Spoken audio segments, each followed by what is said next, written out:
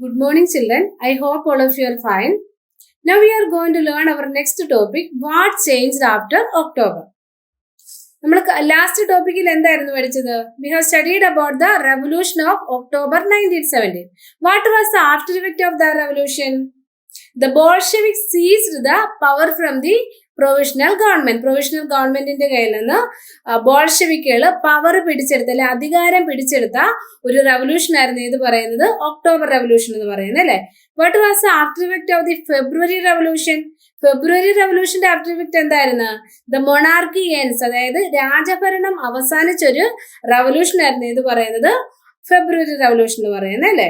അപ്പൊ now we are going to study what change after October. ബോൾഷെവിക്കുകൾ ഭരണത്തിൽ വന്നു കഴിഞ്ഞപ്പോൾ റഷ്യയിൽ എന്തൊക്കെ മാറ്റങ്ങളാണ് വന്നതെന്നാണ് നമ്മൾ പഠിക്കാൻ പോകുന്നത്. The Bolsheviks are totally oppose to private property.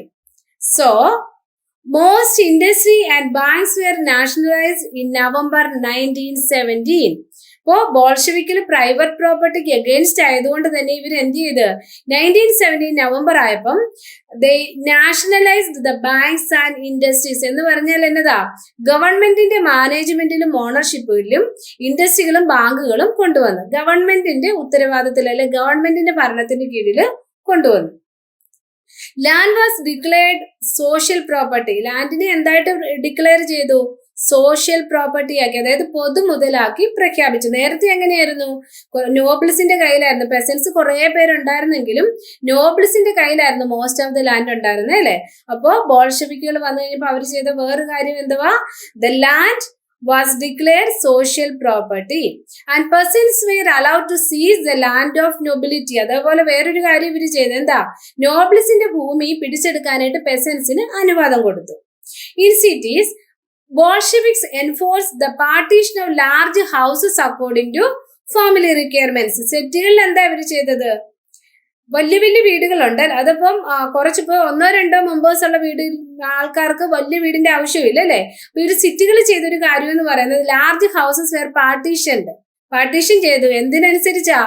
On the basis of family requirements. ഓരോ ഫാമിലിയുടെ ആവശ്യത്തിനനുസരിച്ച് വലിയ വീടുകളൊക്കെ ഇവർ പാർട്ടീഷൻ ചെയ്തു കൊടുത്തു. They banned the use of old titles of aristocracy. രാജഭരണത്തെ അല്ലെങ്കിൽ ആ സ്വേച്ഛാധിപത്യത്തെ കാണിക്കുന്ന രീതിയിലുള്ള എല്ലാ ഓൾഡ് ടൈറ്റിൽസ് ഇവര് ബാൻ ചെയ്തു, നിരോധിച്ചു. To assert the change, new uniforms were designed for the army and officials. To show these changes, ഇവരെന്താ ചെയ്തത്?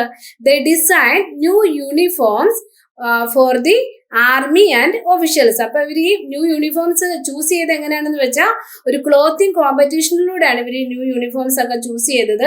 ആ ക്ലോത്തിങ് കോമ്പറ്റീഷനിൽ നിന്നാണ് ആ സോവിയറ്റ് ഹാറ്റ് ചൂസ് ചെയ്തതും ആ ഒരു ക്ലോത്തിങ് കോമ്പറ്റീഷനിൽ നിന്നാണ്.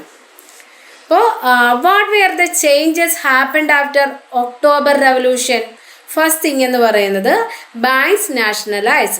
സെക്കൻഡ് തിങ് എന്ന് പറയുന്നത് peasants took over the land of nobility. Third one എന്ന് പറയുന്നത് large houses were partitions according to family requirements. പിന്നെ അടുത്ത് നമ്മൾ പഠിച്ചതെന്ന് പറഞ്ഞ് Bolsheviks banned the old titles of aristocracy. Use of old titles of aristocracy. Next one എന്ന് പറയുന്നത് to show these changes they designed new uniforms for army and officials. ഒരു കാര്യം കൂടെ ഉണ്ട്. The Bolshevik party was renamed the Russian Communist Party.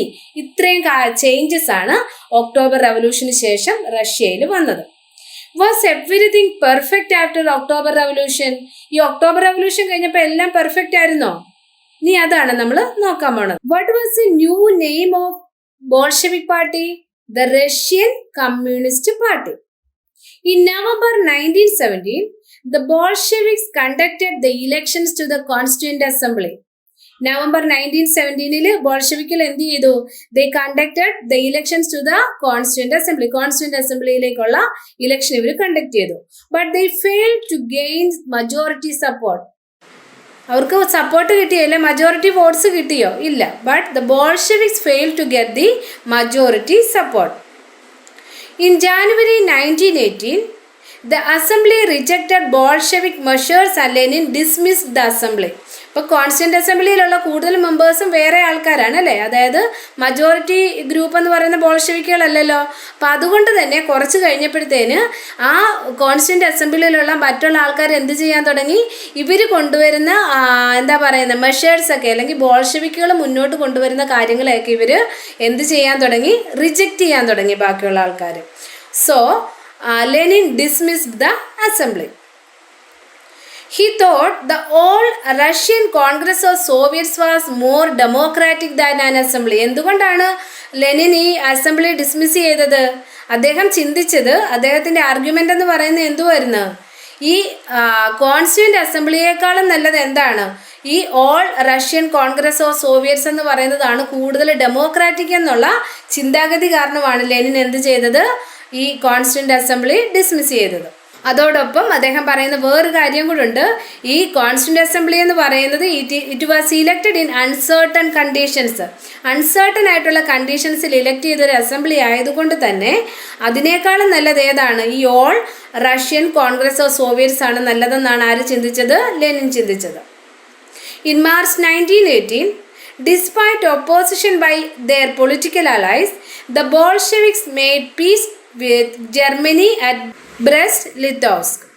March 1918 ആയപ്പോൾ ഇവരുടെ അലൈസിൻ്റെ അല്ലെങ്കിൽ ഈ ബോൾഷെവിക് പാർട്ടിയോട് കൂടി ചേർന്ന് നിൽക്കുന്ന മറ്റുള്ള പാർട്ടിക്കാരുടെ എതിർപ്പിനെ വകവയ്ക്കാതെ ബോൾഷെവിക് പാർട്ടിക്കാർ എന്ത് ചെയ്തു, they made a peace with Germany at ബ്രെസ്റ്റ്-ലിറ്റോവ്സ്കി വെച്ച് ഇവർ ജർമ്മനിയായിട്ടൊരു പീസ് അല്ലെങ്കിൽ എന്താ ഒരു സമാധാന ഉടമ്പടി ഒപ്പുവെച്ചു. നമ്മൾ നേരത്തെ ഫസ്റ്റ് വേൾഡ് വാറിൻ്റെ സമയത്ത് നമ്മൾ പഠിച്ചിട്ടുണ്ട്, റഷ്യക്കാരെന്ന് പറഞ്ഞാൽ എന്താ ജർമ്മൻകാരോടുള്ള വിരോധം കാരണം അവരെന്ത് ചെയ്ത്, അവർ ആ സെൻറ്റ് പീറ്റേഴ്സ്ബർഗ് എന്നുള്ള സ്ഥലത്തിൻ്റെ പേര് പോലും മാറ്റിക്കളഞ്ഞല്ലേ.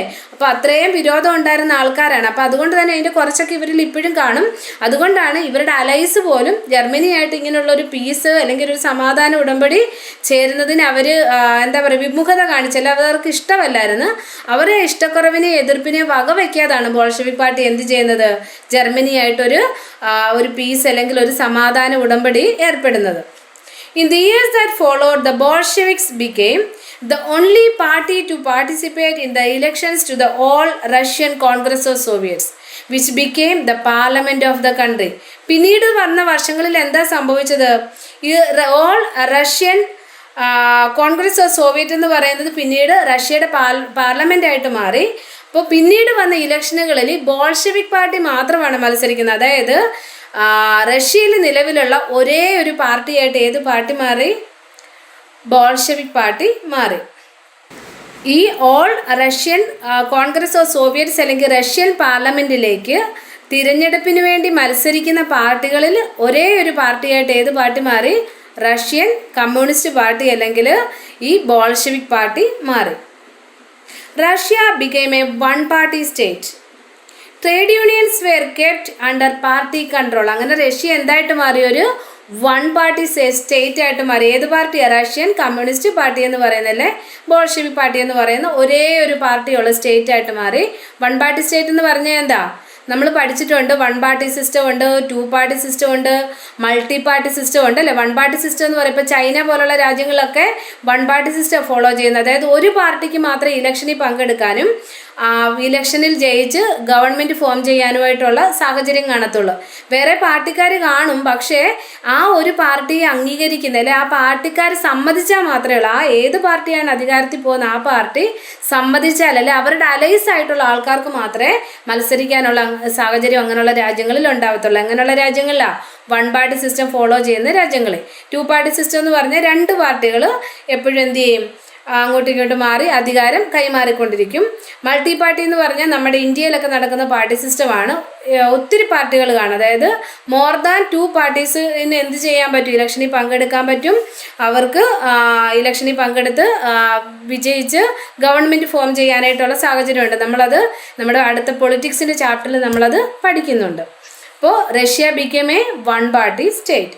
അപ്പോൾ അതുകൊണ്ട് തന്നെ ഇവരെന്ത് ചെയ്ത്, trade unions were kept under party control.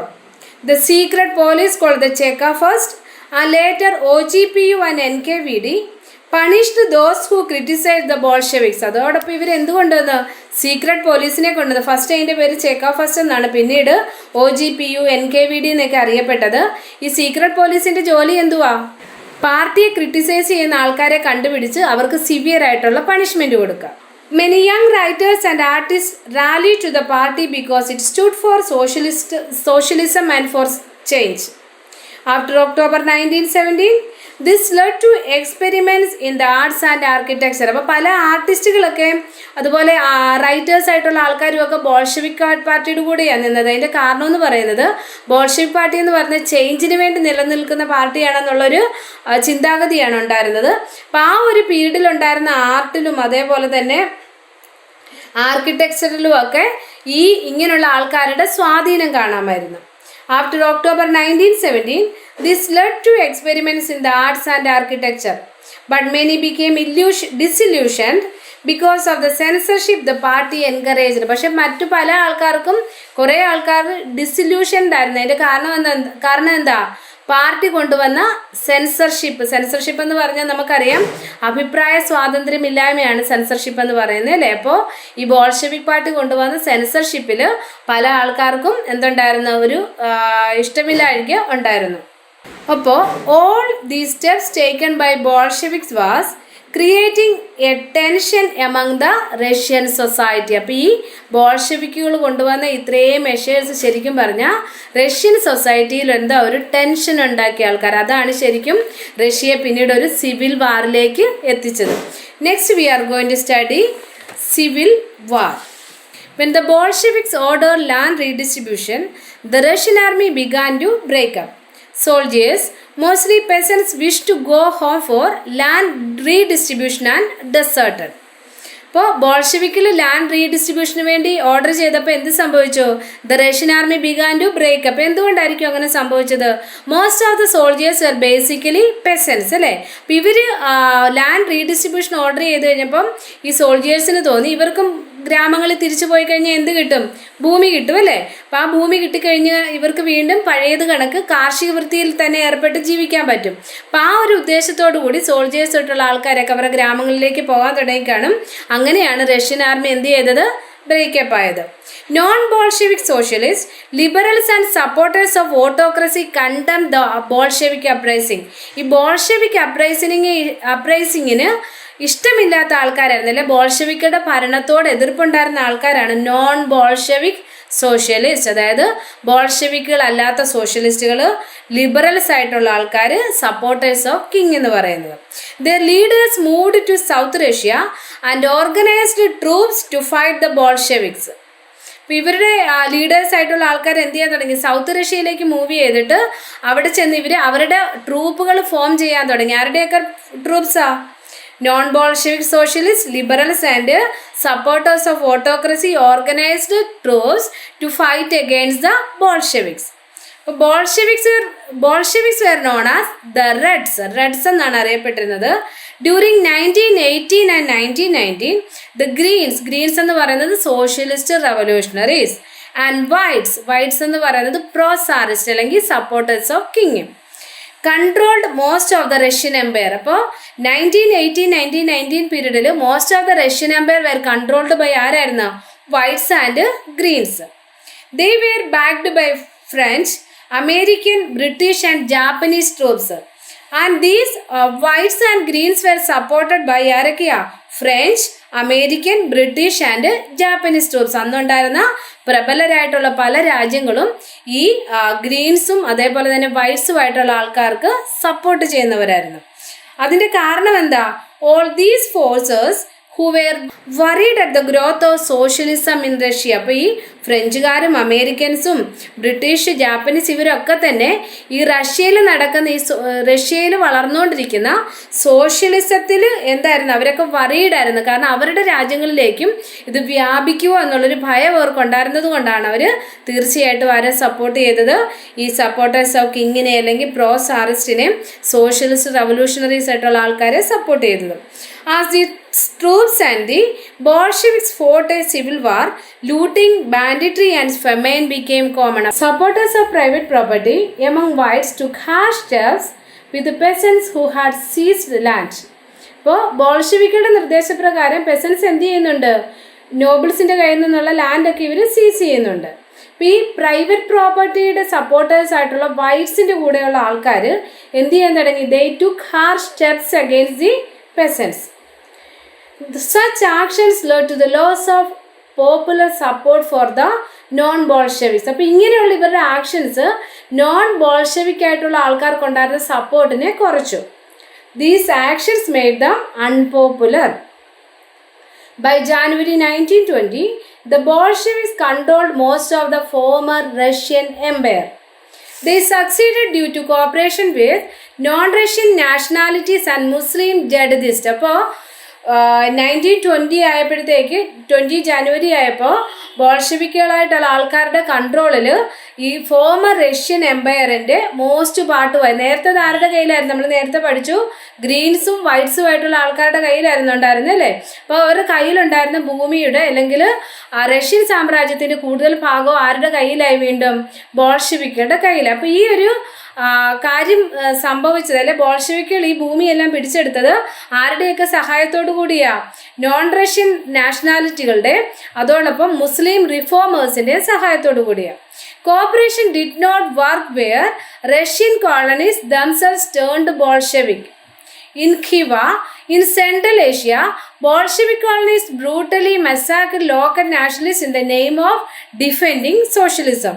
ഇപ്പോൾ ഖിവ, സെൻട്രൽ ഏഷ്യ ഇങ്ങനെയുള്ള സ്ഥലങ്ങളിലൊക്കെ ബോൾഷെവിക് കോളനിസ്റ്റുകളായിട്ടുള്ള ആൾക്കാർ എന്ത് ചെയ്ത് ആ ഏരിയയിലുള്ള നാഷണലിസ്റ്റുകളായിട്ടുള്ള അല്ലെങ്കിൽ ദേശീയവാദികളായിട്ടുള്ള ആൾക്കാരെ മെസാക്കർ ചെയ്യാൻ തുടങ്ങി, അല്ലെ കൊലപ്പെടുത്താൻ തുടങ്ങി. പക്ഷെ എന്ത് പറഞ്ഞുകൊണ്ട് ഇവരെ കൊല്ലുന്നത്, ഇവർ സോഷ്യലിസത്തിന് എഗെയിൻസ്റ്റ് ആണ് ഈ ആൾക്കാരെന്ന് പറഞ്ഞാണ് ഈ ആൾക്കാരെ ഇവർ ഉപദ്രവിക്കുന്നത്.